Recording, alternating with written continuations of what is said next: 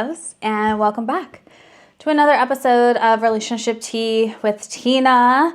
I am obviously Tina, for those who are confused. And every time I have a guest on my show, I ask them what they're reading, what they're watching, what they're listening to, but today I am my own guest. So what am I watching? I have actually been rewatching The OC, okay? And season 1 and season 2 are the best seasons, and then after that, it gets pretty terrible, and I don't remember the show from growing up, but what I do remember is watching this show and all of a sudden feeling extremely triggered and reminded of early 2000s idea of what pretty was, hot was, what our bodies should look like. So if you haven't guessed, this episode is about body image. And I have always struggled with my body image. And I think that a lot of females have. I was always the friend growing up. I was never stick thin. All of my friends were always tall and thin from as early as I can remember, like elementary school and middle school. And I always kind of like looked at myself as being like bigger than them. And I don't consider myself like big. But I always felt bigger than what was perceived as beautiful or perceived as what we should look like, okay? I'm sure that any millennial woman can remember growing up during the early 2000s, and this reminded me from watching The OC because Misha Barton was stick thin, and I know that she struggled with her weight and her eating disorder during that time of the show. She's talked about it, she's touched on it, and the jeans that they wore in that show, girl, y'all, the zippers were like this big, as big as my pinky. And I remember really struggling trying to be able to fit and rock those jeans confidently and comfortably growing up, okay? I also, actually, as I was preparing for this episode, I happened to stumble across this like one TikTok, and it was this girl talking about Nicole Richie during the early 2000s era when I don't know if I can even say this online, but like HON chic was like popular, and that's what they would put out into the tabloids. And she was referencing this invite to like a Memorial Day party that Nicole Richie was throwing.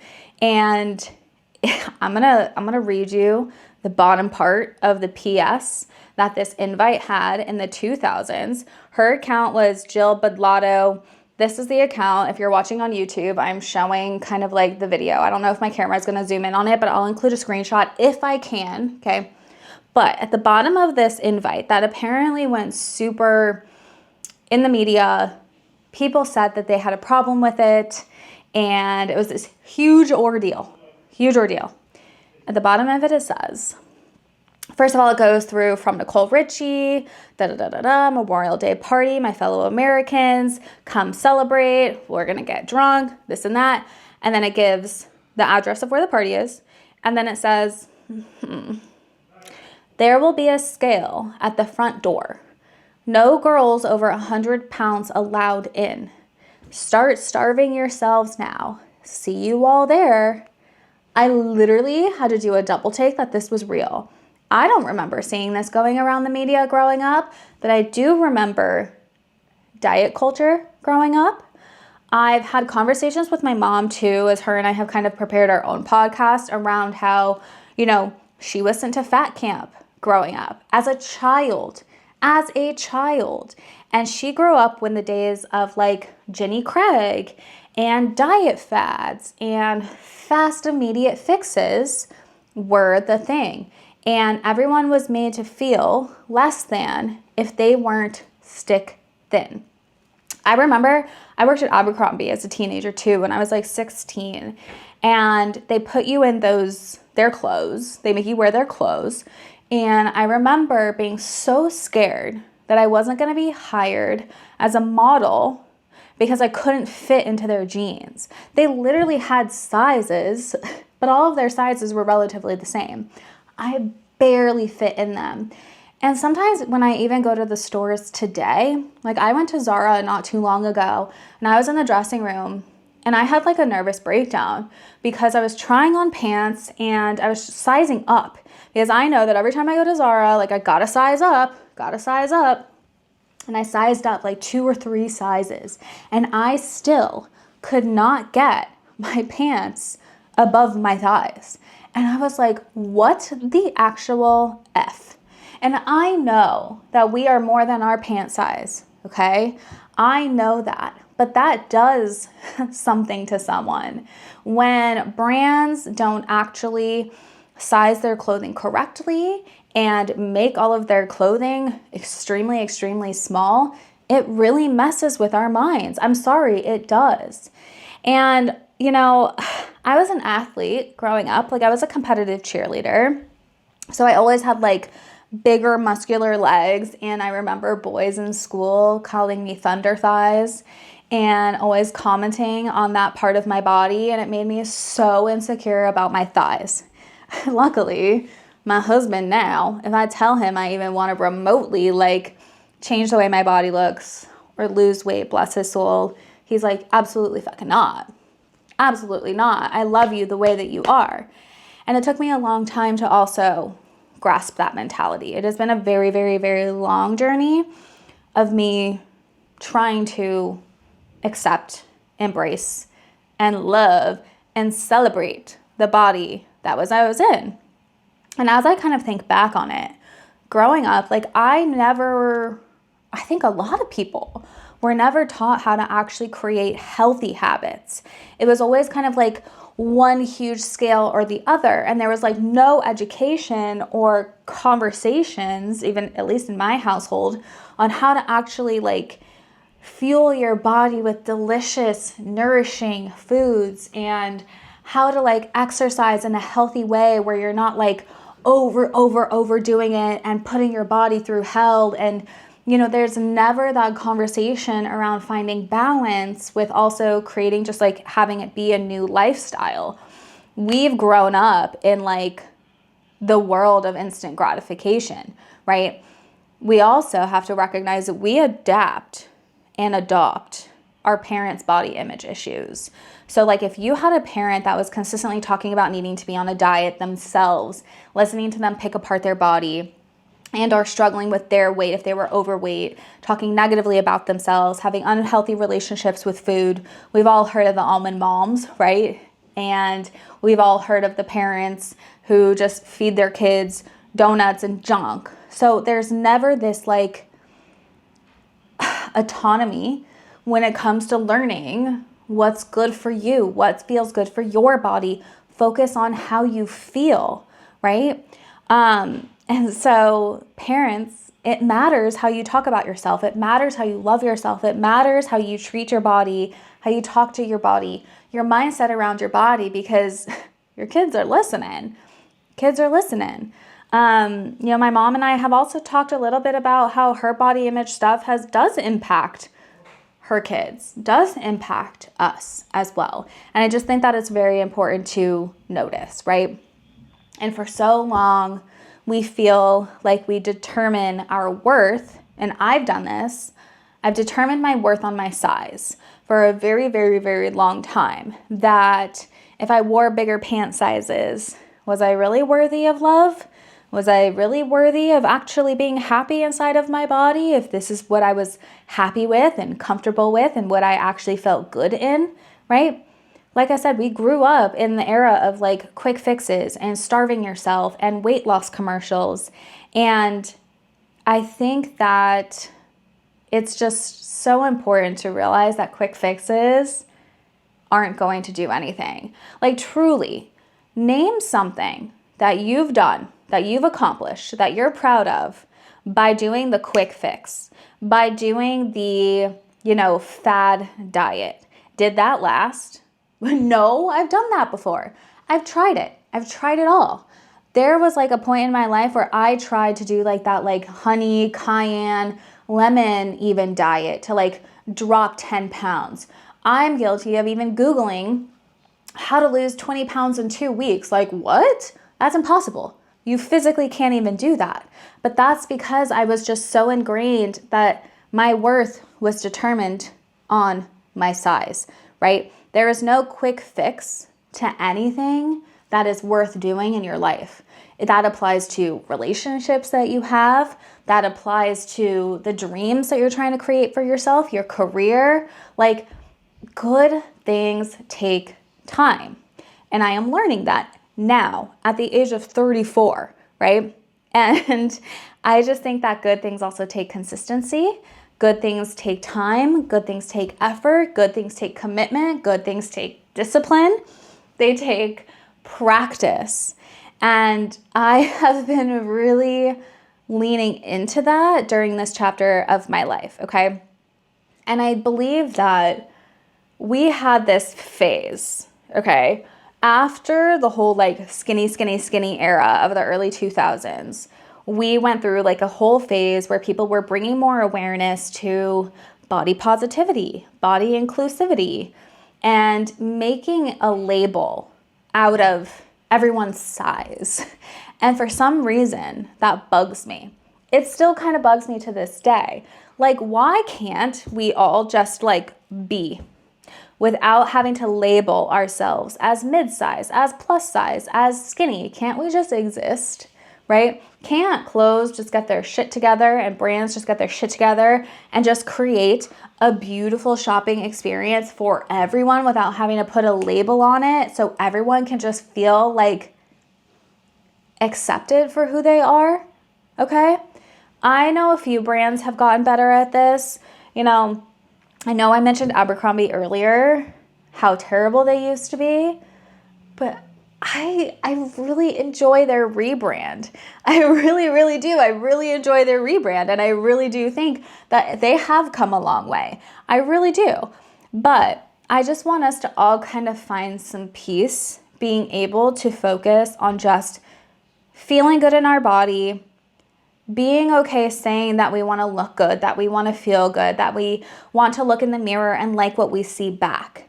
And I think that a lot of that has to do with how we choose to move our bodies, how we choose to fuel our bodies with what food we want to eat, and how we choose to talk to ourselves. Mindset, oh my God, is everything. I used to bully myself so bad. Like, I would tell myself every time that I looked in the mirror or every time I put my clothes on, oh my God, you look so bad. Why does this look so bad on you? And it was a constant battle, constant battle. When I first noticed that I was really, really struggling with my body image was around the time that my abusive relationship ended. Because right before he broke up with me, as the pleasant individual that he was, he told me that he was breaking up with me more or less for a bunch of other reasons, but the reason that obviously replays in my mind is the fact that he told me that I let myself go. Y'all, I was 21 fucking years old. How in heck did I let myself go at 21 years old? And when I think back on it, like, I actually looked good. I looked good. But this boy, I can't even refer to him as a man. This boy told me that I let myself go. And when you're in an abusive relationship, especially verbal abuse, like, those words stick with you. Like, they really do. They replay in your mind over and over and over again. Okay? And that phrase, it replayed in my mind over and over and over again. And I don't want this to be a trigger warning. I mean, I'm going to put a trigger warning on this because I do talk a little bit about my like tiny bit of a disordered eating phase after that breakup. I went through a phase where I was like, well, he told me that I let myself go, so this obviously must be true. He's breaking up with me because of it. And the only thing that I technically have control over, I can't change my face, can't change anything else, but I can change my weight.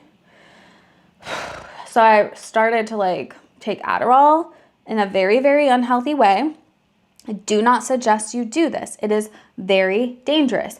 Do not fucking do this unless you actually need to take that for ADHD. Because not only does it harm people who actually need it, you're harming yourself. And it does something to your mind. I was so irritable. I was basically just like living off of coffee and cigarettes. And it was probably the skinniest that I ever got. My relationship with food was super unhealthy. I barely ate. And it was really hard. And for some reason though, when I looked in that mirror, I was like, oh, you're worthy now. You're tiny, you're stick thin, because that's what I was brainwashed to believe. I got down to the skinniest that I ever got. Sometimes when I'll scroll back on like my old Instagram images from that time in my life, I was like, oh my God, that is just not cute. Not cute. That doesn't even look like you. That's not you. That's not you. So do not do that. Please, just don't.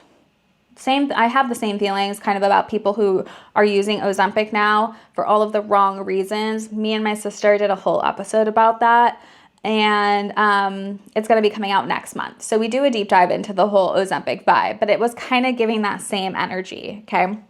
If you don't need it for health reasons, don't fucking take it. There are other ways to feel good about yourself, to feel better about your body, to feel better in your mindset, to feel better in your own skin, okay? And I know that some people need it, and if you need it, then great, fantastic, take it, okay? But recently I have decided to embark on like my own actual fitness journey. I have decided to take it much more seriously than I've ever taken it in the past. Like I've gone through phases after that very unhealthy, disordered moment where I've gone to the gym. Anthony and I actually, my husband, him and I started our relationship with going to the gym together. It was like the perfect excuse I could use to like see him and hang out with him, because he would be like, I'm going to the gym after work. And I was like, oh, cool. Like, so am I. You want to go together? So I became a gym girly when I first met him, because I wanted to find something for him and I to connect on, find something that him and I could do together. So that was fun, but I never really like took it seriously. I was doing it to connect with him in a sense, in a way. And I wasn't like doing it for myself, right? Then after that, I got my second corporate job in New York City, and they did this thing where they kind of like do like an insurance check-in, health check-in with you, where they weigh you, they take your blood, they do all of that stuff, and they weighed me, and the lady turns to me and she's like, so you actually fall into the overweight category. I was like, excuse me? Okay, what does that mean? You're overweight. Oh, okay. Obviously that from my past and my, being told that previously sends me into a whole nother kind of a spiral. And I was unhappy at my job. I was unhappy like in my career. I couldn't figure out what I wanted to do with my life yet. It was a confusing time. And so I went hard in the gym. And this was my choice, but it was navigated by her telling me I was overweight at the time. Okay, that's what lit the fire under my ass. And so I was in the gym like 6 times a week. I went to spin classes religiously twice a week, and I was not eating healthy. I would basically not eat all day and then just get home and eat like 2 veggie patties. And I know, still borderline disordered, because I was like, well, I'm working out, I'm doing all this stuff, so of course I'm being healthy about it, right? It was not sustainable in the slightest. It's not healthy. It's not healthy. Sure, I saw results, and I put that in quotes because it's not substantial. It's not long lasting. It's not the way that you're going to create the lifestyle change to create those lasting results. Because as soon as I went to Mexico and then COVID happened, I was right back to baseline. I gained all of that weight back because I was operating before from a place of wanting to lose weight. And that was not the place that I should have been operating from. I still had a negative mindset when it came to my body. I was still not eating fully and healthily. It was not a recipe for success, obviously. So I literally was thinking about this earlier. What was different about what happened December? I started my own fitness journey recently, okay? And I was really trying to think about what was different this time around than the last couple of times that I made these changes in my life and made these changes to my body image and my body. And previously, it was not determined on my own terms. It was determined by my ex telling me I lost myself or let myself go. The second one, it was determined on this woman telling me that I was overweight. And this time, I made the decision to do it for me. I was like, I just wanted to see what it felt like to get in shape. I wanted to make a lifestyle change that I could feel good about because I was having a lot of brain fog. I was recently going through this fucking stupid issue with my dad. This was like recently, this was around Christmas time. And I was realizing that I was still having that negative self-talk to myself every time I would look in the mirror. I know y'all knew that. I know y'all knew this move, the move where you like get ready for the shower and you avoid making eye contact with yourself in the mirror and you kind of just like skip and like run into the shower so you don't have to look at yourself naked. Yeah, I was doing that. It was also impacting how I was showing up in my relationship with my husband because I was just like, every time he would like try to like get it in with me, I would say no more often than I would say yes because I didn't feel comfortable in my own skin and I didn't feel confident in what I had going on.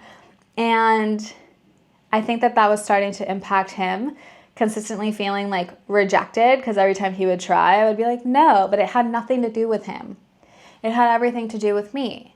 And so when I made the decision at the end of December to really take my fitness journey differently, to really take it seriously, to really lean into discipline, it was on my terms. And I think that that's why it feels so different this time. So freaking different this time. And another part of my decision to kind of take this more seriously is, I haven't really talked about this in too much detail, but my husband and I are like at that place where I'm 34 now. And I gotta start thinking about if I'm gonna have kids. It's like the topic on every millennial woman's like list of things to figure out soon. And a huge part of why I get hesitant in having kids is, yes, of course, my lifestyle will change, and I tend to be a very selfish person with my personal time, but I'm so scared of being pregnant. Like, I am so scared to be pregnant. I'm scared of my body changing.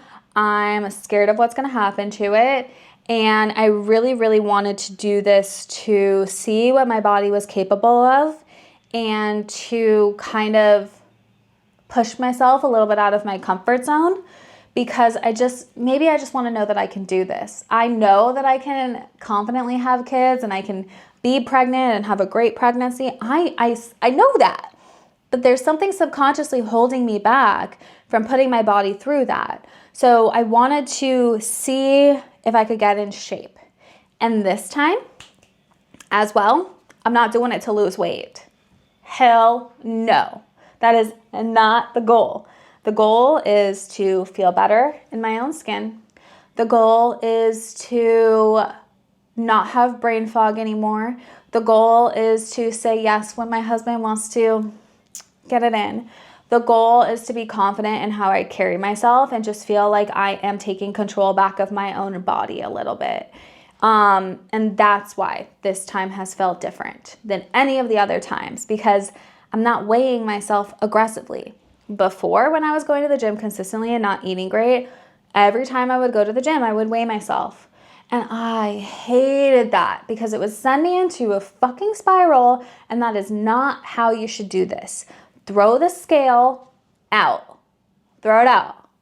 If you're on a fitness journey, throw it out, okay? I haven't weighed myself once, but I feel different.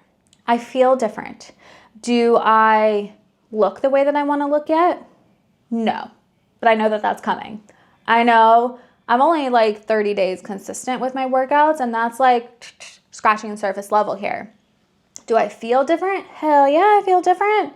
Heck yeah, I feel different. I feel stronger.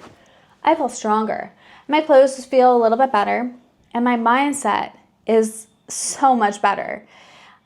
Pairing that, I'm going to tell you what I've been doing for my workouts. Some of you who follow me on Instagram already kind of know because I talk about it there because I'm so obsessed with it. I've been pairing that with eating. Shocker, actually eating whole foods and clean foods and nourishing foods, still treating myself every now and then, but like not even thinking about it. Like if I want to have a pizza, I eat fucking pizza, right? Because I'm not restricting in such intense ways that I was doing before, where if I wanted a pizza, I would end up just like binging it because I hadn't had it in so long. I'm doing this to be able to create a lifestyle that I can just like make this my new normal, right? And I've been really working on my mindset of how I talk to myself. And that has been the biggest game changer, because if you tell yourself you can't do something, you won't do it. If you tell yourself how bad you look, you're going to continue to believe it. If you don't look at yourself in the mirror and say, you're hot, you look good today. We're not where we are yet, but we're going. We're taking it one step at a time. You're making progress. You're doing good. Stay committed. You've got this, honey. Like, you need to be your own hype man or hype woman on this process. And it could feel a little bit fake sometimes when I say those things to myself, but every day that I show up for me, I believe it more and more and more. Changing our mindset, reframing our negative thoughts, it's literally like working on a muscle. And people get a lot of deterrence from the gym because they don't see results right away. And that's how I used to be, like after my like crazy obsessive time, and then like after 2020, I would go to the gym every now and then, and I'd walk, but I never had a program I would follow. And then I wouldn't see results right away. So I was like, what's the point? What's the point of putting myself through all of this? And I wouldn't remain disciplined, and I wouldn't remain consistent, and I wouldn't eat yummy, healthy foods. Like, I would just drink coffee on an empty stomach and then eat around 2 o'clock. Now I look forward to breakfast, and I don't even drink my coffee until I've eaten. And y'all, now that I eat breakfast before my coffee, I haven't felt bloated, and I don't even know how fucking long. I can't even remember the last time I felt bloated. Probably when I ate sushi this past weekend. But still, even still, I did not have a bloat. I was not bloated. Just making these minor changes is huge, okay? So I do the Ladder app for my workouts, and I have very much been enjoying it. I was like shown like I think it was like an Instagram, not even an Instagram ad, but like one of the coaches on the app posted about it, and I was like, I'm trying that. Because for the last couple of months before I started this, I was doing Pilates here and there, and I liked it. And then I would do some strength training here and there. But I never had a program that I would follow, that I enjoyed, that got me excited. And so I joined the Pilates and strength training coach, because I have different coaches, different teams that you can join on this app based off of your own personal fitness goals. So if you prefer to be in the gym and lifting those heavy weights and deadlifting, they have a team for that. If you prefer yoga, they have a team for that. I just wanted to do the Pilates and the strength training workouts because that's what was calling my name. That's what I enjoy doing, and that's what worked best for me. Bottom line. And when I log into these, I get so excited. Every Sunday night, they release weekly workouts every week. And I get so pumped to look at my workouts, to prepare myself. I get excited. And I'm a visual person. So when I'm doing my workouts in the gym, I just kind of like prop my phone up, and the coach is doing the workouts at the same time you are. It's like a demo. And they're coaching you through it on your headphones, and then they'll dim down their coaching so then you could just listen to your music. It's just everything that I've been looking for, and it has really helped me commit and get excited for working out. So if you're looking for something new, I highly suggest it. Try it. You get a 7-day free trial. I signed up literally instantaneously after the first couple of days. The group chat there is popping. Everyone is so positive, so amazing, so encouraging. And I just love it. I really, really love it. And it's been the first program that I've ever stayed consistent with. And that excites me. And I'm proud of myself. I'm proud of the discipline that I've done. And another huge part of that has been telling myself that I can do this. That even on the days that those workouts feel hard as fuck, I know that I can do it. I adjust where I have to adjust, and every week and every day that I've remained committed and showed up for myself, it feels a little bit easier every time I do it. And that shows me that I'm getting stronger. That shows me that I'm experiencing the progress that I've always wanted to experience this entire time since I've been working on my body image. And I feel really proud of myself. And it's really cool. Now, I know people know that like the workouts, it's kind of like, I like to say it's 50-50.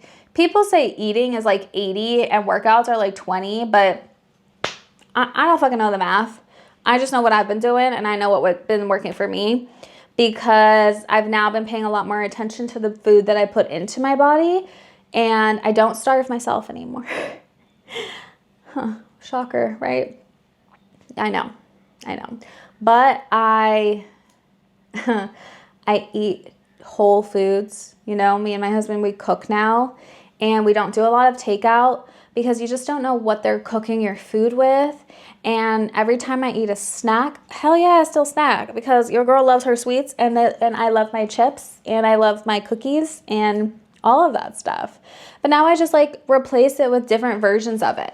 I'll like eat Siete brand. Love them. They make the best tortilla chips. They make the best kettle chips with clean ingredients. You can literally fit the ingredients in like a short, tiny little paragraph. It's not like a long fucking essay where you don't even know what you're reading or what you're eating or what you're consuming. Like, I don't think it's a secret now that like, the chemicals and the shit that America puts in our food, it's poisonous. It really, really is. And you've got to kind of do your research into this to really pay attention to what you're putting into your body, because it affects our moods. It affects the brain fog. It affects everything. It's going to affect how you show up in your relationship, because you're probably feeling shitty from the food that you put into your body, right? My husband and I have been more physically intimate than we have in the past, because he's like, it's like your aura. I'm like, oh, my aura? Okay. But it's because I'm more open to it and I'm more receptive to it, because I just feel better all around, not only in my body, but in my mind too, because I'm clearer, because I'm eating real food. I'll like cook breakfast, eggs, avo toast. I get excited for it, right? Lunch, I'll do like a salad with some protein. And then for dinner, we do like rice, veggies, and chicken. Like, I get excited to eat these real foods now. Does that say that I'm not going to treat myself every now and then? No, my husband and I are like the pizza king and queen. If you know us, then you know. So what? I'll eat pizza still, right? It's called balance. It's just about balance and not being so fucking strict with yourself, and just making sure you're just paying attention to the ingredients. Honestly, that's really what's going to make a huge difference in your world. And also just like eating real food. Another huge thing that I've done, and this may not be for everybody, but I don't drink. I don't drink alcohol anymore. And to drink Tina over here, I've never been a huge drinker, but I just don't drink alcohol. Not only because like of my fitness journey that I'm trying to do, but mostly because like I just don't like who I am when I do drink. It causes a lot more arguments in my relationship. It causes a lot more heightened emotions. And I'm just not about it. So I will most nights just pour myself a Poppy in a wine glass, the Poppy drinks, or an Olipop, the prebiotic sodas, and I am perfectly happy with that. Makes me happy, makes me feel good. I don't wake up hungover, which then in turn allows me the energy and the space and the right mindset to go to the gym. Because going has now become a non-negotiable for me. It's like now just like I get excited to go, and it's just a part of my life and a part of my lifestyle. So 6 days a week, I'm thrilled. And plus, me and Anthony have now made it a thing where we go together on the weekends, and I love that because it reminds me of when we used to go to the gym together when we first met.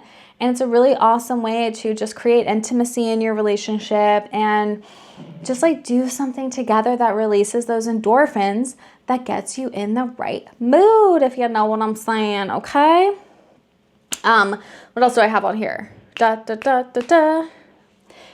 Most importantly, the thing is, like, you got to make sure that you remember that you are the main character of your life, okay? And if you realize that you are not feeling good in any area of your life, you have to evaluate what needs to change, because you don't have to be stuck not feeling good.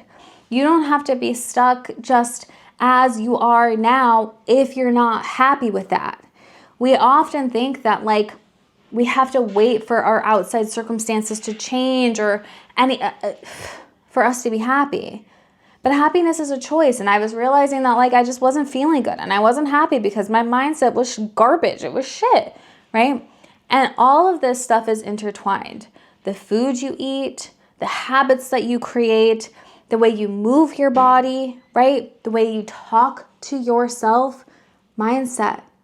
All of this is everything, and all of this is in your control to change, to work on, to unlearn old habits and to rebuild new habits, right? You don't have to be the sidekick friend in your own life, in your own story. Channel that main character energy, zoom out, look at the areas that you can control, that you can change, that you can just show up for yourself and do better so that you can then show up better in your relationships around you. And you're going to notice how much happier you are and how much less time you have for bullshit and how much more confident you feel and how much more solid you are with sticking to your boundaries. You know, it's just so important. It's just so important. It really, really is. Some of my favorite clean foods I'm going to include probably in the bottom of this episode, but I'll just bust some out if you want some suggestions. Simple Mills, love them. They make like cookies and crackers and stuff. Siete, my favorite. They make literally everything from tortillas to beans to sauces to chips to cookies, all clean ingredients. I love to switch out my sauces because I'm a sauce girl. I will dip anything in sauce. I will put ranch on my rice, but I use Tessemae's ranch or Primal Kitchen ranch. And what else? There's a bunch, but those are like my go-tos, okay? Just read the ingredients. That's my advice for food. Eat real food and just read the ingredients. You can still eat your cookies, eat your chips, and do all of that kind of stuff, okay? And at the end of the day, does my body right now look the way that I want it to look yet? No. Do I still have bad body image days? Sure. Do I wish that like things would progress faster than they are right now? Because I live in the world of instant gratification and I think we all do. Yes, of course. Of fucking course. But it's a lot less than it was before, right? My body image issues have slowly subsided. Not because weight loss, but because of how I am choosing to operate around it now. And how I've chosen to make this a sustainable lifestyle change for me now. Okay? And it takes time and it takes consistency. And I'm only on day 30 of doing these workouts and stuff like that. But I've already noticed a difference. And do I know that I have a long road ahead to get to the results that I want to get to? Yeah, of course. Am I going to give up because it's going to be hard and challenging and long? Absolutely not. I'm going to keep going because I just know that I can do it. And that's the most important part. If you believe you can, then you will, right? It is a journey, not a sprint. It's a marathon, y'all. Enjoy the journey. Enjoy pushing yourself a little bit outside of your comfort zone. Enjoy trying new things. Enjoy fueling your body with delicious food that's going to make you feel amazing and not feel like shit, and have you show up in your relationship and have better sex and feel more confident and hold your head up fucking high, because you deserve that. And the only person that can make that happen is you. You just got to do it, and you got to commit to it, and you got to be disciplined. And if you ever need help creating new habits for yourself or need someone to talk to, hold you accountable, like never hesitate to reach out to someone like myself. I really try and lean in to help my clients do this for them. I help them unblock any blockages that may be holding themselves back from doing this for themselves. So it's just some food for thought, that you don't have to stay unhappy, that your circumstances can change if you want them to. You just have to start believing it, and you have to start telling yourself that you can do this, and do it the healthy way and do it the right way so it becomes sustainable. And that's my journey so far. And I'm only a month in, but I can't wait to see what happens. I'm very excited for what happens after 60 days or what happens after 90 days or 120. So I'll keep y'all updated, obviously, along the way. And if you're listening to this in the morning, afternoon, or night, I hope you have an amazing morning, afternoon, or night. And if you're watching this on YouTube, make sure you like, subscribe, share, and do all the things, my loves. And I'll talk to you later.